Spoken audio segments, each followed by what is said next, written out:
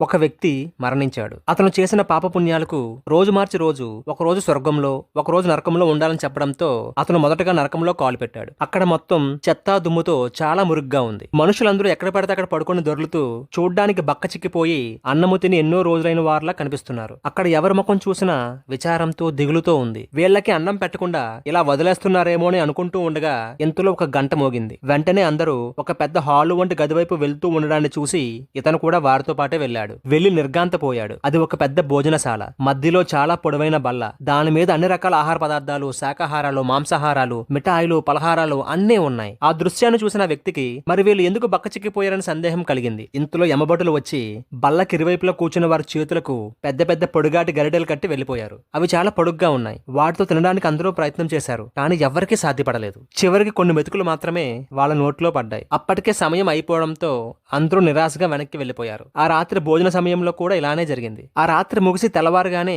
ఆ వ్యక్తిని స్వర్గానికి తీసుకెళ్లారు. స్వర్గం చాలా అందంగా శుభ్రంగా ఉంది. అక్కడ వాళ్ళందరూ చాలా ఆరోగ్యంగా బలంగా ఉన్నారు. పరిసరాలను శుభ్రం చేస్తూ మొక్కలకు నీళ్లు పోస్తూ పనుల్లో నిమగ్నమై ఉన్నారు. మధ్యాహ్నం అవుతుండగానే అక్కడ కూడా గంట కొట్టారు. వెంటనే వాళ్ళందరూ భోజనానికి వెళ్లారు. అది కూడా నరకంలో మాత్రం చాలా పొడుగ్గా ఉంది. నరకంలో మాత్రం అన్ని పదార్థాలు ఉన్నాయి. తినడానికి కూర్చోగానే వాళ్ళ చేతులకు కూడా పొడవైన గరిటెలు కట్టారు. అది చూస్తున్న వ్యక్తికి ఏమీ అర్థం కాలేదు. ఇక్కడ కూడా నరకంలోలానే ఉంది. మరి వీళ్ళు ఎలా ఇంత బలంగా ఉన్నారో అని అనుకుంటూ ఉండగా వాళ్ళు తినడం మొదలు పెట్టారు. ఆ వ్యక్తి చూస్తుండగానే మొత్తం తినేశారు. ఎవరు చేత్తో వాళ్ళు తినకుండా ఎదురుగా కూర్చున్న వాళ్ళకు తినిపించుకున్నారు. అలా అందరూ కడుపు నిండా తినగలిగారు. మనం ఎదుటివారికి సహాయం చేస్తున్నామంటే స్వర్గంలో ఉన్నామని. ఆ సహాయం మనకు ఏదో ఒక రూపంలో తిరిగి వస్తుంది. స్వార్థంతో నేను మాత్రమే అనుకుంటే నరకంలో ఉన్నట్లే. మనం చచ్చాక నోట్లో నీళ్లు పోసేవారు కూడా ఉండరు.